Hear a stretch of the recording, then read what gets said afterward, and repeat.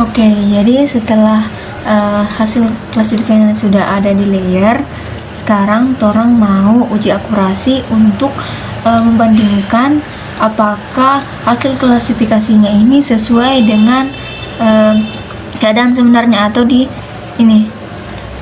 peta yang sebenarnya. Caranya tinggal kita pakai plugin yang disediakan lagi di QGIS. Kalau yang belum ada, tinggal klik manage and install plugin. Orang install di sini, cari jo Akatama, terus install. Kalau misalnya sudah terinstall, nanti dia muncul di plugin, terus akurasi assignment thematic maps itu diklik. Habis itu untuk thematic mapnya, orang pilih hasil klasifikasinya. Misalnya ini Random Forest 2019. Habis itu untuk sampling desainnya, klik sampling design window. Habis itu orang pilih yang stratified sampling. Nah, di stratified sampling ini untuk sampling value-nya orang klik yang fix.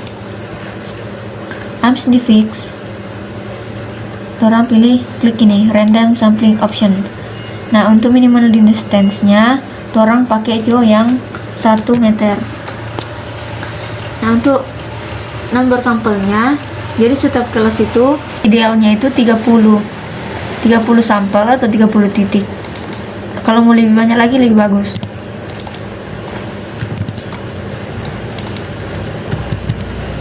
Jadi tiap kelas itu orang mau uji 30 titik. Habis itu kalau sudah tulis ini, orang generate sampel, kasih nama.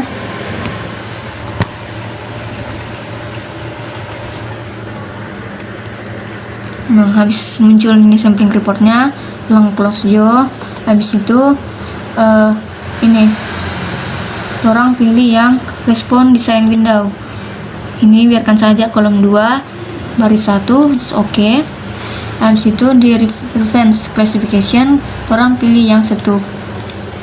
Nah, di setup ini untuk thematic class klik 1 kali, habis itu pilih yang kelas pertama. Nah, sini kasih namanya sesuai dengan kelasnya masing-masing. Di sini yang pertama kelas saya itu vegetasi atau hutan. Terus yang thematic 2 itu lahan terbuka. Terus yang ketiga bangunan. Yang keempat air. Yang kelima perkebunan. Habis itu oke. Nah, untuk view satunya orang tak kasih dia layer Random Forest 2019. Habis itu untuk view 2-nya orang kasih yang berformat di belakangnya itu TCI. Kasih yang TCI ini. Ini untuk background atau lapangan sebenarnya. Nah, ini hasil klasifikasinya, ini lapangan sebenarnya. Jadi orang mau pilih di sini sesuai dengan keadaan yang sebenarnya. Misalnya kalau di peta yang sebenarnya ini kan dia bilang ini vegetasi, terus di random forestnya dia juga katakan itu vegetasi, berarti orang klik yang vegetasi. Lanjut yang kedua, terus ini kalau di keadaan sebenarnya ini lahan terbuka, lahan terbuka, tapi kalau di hasil klasifikasinya dia identifikasi sebagai perkebunan. Jadi orang pilih yang sesuai dengan keadaan sebenarnya, karena di map yang sebenarnya itu lahan terbuka, jadi orang pilih yang lahan terbuka. Terus lanjut, ini di petanya yang asli itu memang bangunan. Terus ini air, ini vegetasi, ini sebenarnya vegetasi ya. Vegetasi ini lahan terbuka. Jadi orang pilih yang sesuai dengan yang di sini. Lahan terbuka, air. Ini ya, ini bangunan. Ini lahan vegetasi, vegetasi lagi. Ya, vegetasi. Di situ ini juga vegetasi. Ini bangunan. Jadi intinya pilih yang sesuai yang di sini. Oke, jadi kalau ini yang terakhir, ini kebun. Oke, jadi kalau misalnya sudah selesai, orang Habis itu nanti ada tulisan labeling complete. Kalau sudah habis labeling complete, orang boleh ini save state. Orang save, itu save. Habis itu orang ini complete the accuracy assignment. Nah, ini adalah analisis dari akurasi yang telah dilakukan tadi. Ini ada confusion matrixnya, bisa dilihat sendiri. Terus overall akurasinya 0,93. Jadi di penelitian yang baik itu harus di atas 85%. Kalau misalnya di bawah 85%, sebaiknya orang ulangi digitasinya karena terlalu banyak kesalahan. Jadi kalau misalnya sudah di atas 85%, maka itu sudah dianggap layak untuk dianalisis. Ini sudah 93. Dan di sini juga ada dikasih kelas area. Jadi di sini ada berapa ini? Untuk vegetasi ada seperti ini layarnya. Kalau lahan terbuka ini 23 berapa ini? Ya seperti itu bisa dilihat. Nah, itu orang bisa export to CSV resultnya. Habis itu save. Habis itu selesai. Oke, sekarang orang mau bikin websitenya. Nah, kalau misalnya hasil random forestnya ini mau dibedakan layernya tiap kelas itu, cara yang gampang tinggal ini klik hasil random forestnya, habis itu pilih raster, habis itu conversion. Nah, conversion ini pilih yang polygonis, raster atau vektor. Pilih yang random forest, ininya ganti jadi DN, habis itu run.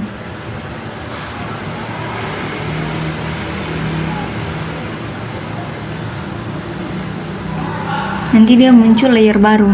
Nah, layer barunya ini klik lagi, terus pilih vektor. Habis vektor pilih data management tools, habis itu split vector layer. Nah, ini vektornya, terus unique ID-nya itu ganti jadi DN. Output layernya misalnya mau taruh di directory layer, folder layer. Orang taruh di sini, habis itu select folder, habis itu run. Nah, hasil kelasnya itu sudah muncul di layer yang sudah di tempat tadi. Coba cari, pilih ini, habis itu vektor, habis itu pilih browse, terus pilih tempat folder yang dipilih tadi. Ini layer. Nah, ini adalah hasil kelas-kelasnya. Orang bisa open, habis itu add kalau mau. Jadi tiap kelasnya itu bisa dibeda-bedakan. Ini berguna nanti kalau saat bikin web.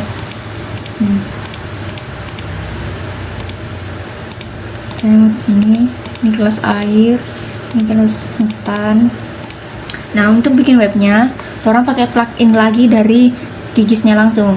Caranya kalau misalnya belum ada, manage dan install plugin lagi. Habis itu install yang namanya QGIS to Web. Yang ini install. Kalau misalnya sudah terinstall, orang tinggal pilih ini web, QGIS web, terus create web map. Create web map ini orang bisa pilih layer apa saja yang mau ditampilkan nanti di websitenya. Misalnya ini Kak cuma mau tampilkan yang hasil random forestnya dengan base mapnya, yang ini sama ini satelit. Terus habis itu pilih export to folder, pilih lagi ini foldernya, folder yang sudah disediakan sama QGIS. Kalian tinggal klik, habis itu select folder, habis itu orang ekspor di sini dan tunggu sampai prosesnya selesai. Oke, kalau misalnya hasil mapnya selesai, ini program ini tanda selesai 100%, orang masuk ke VS Code atau tools masing-masing. Nah, di sini orang bisa buka foldernya tadi, misalnya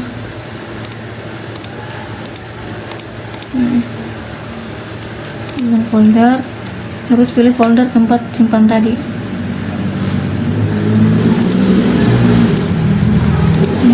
terakhir dibuat ini. Itu saya folder.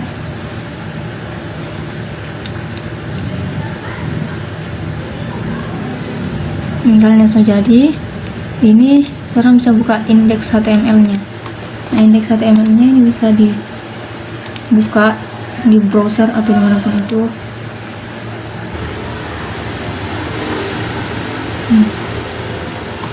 Ini hasil di webnya. Jadi buat yang mau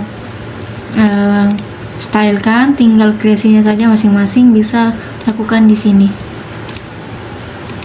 Atau dimana terserah, ini codingan untuk tampilan webnya terserah masing-masing. Demikian tutornya, terima kasih.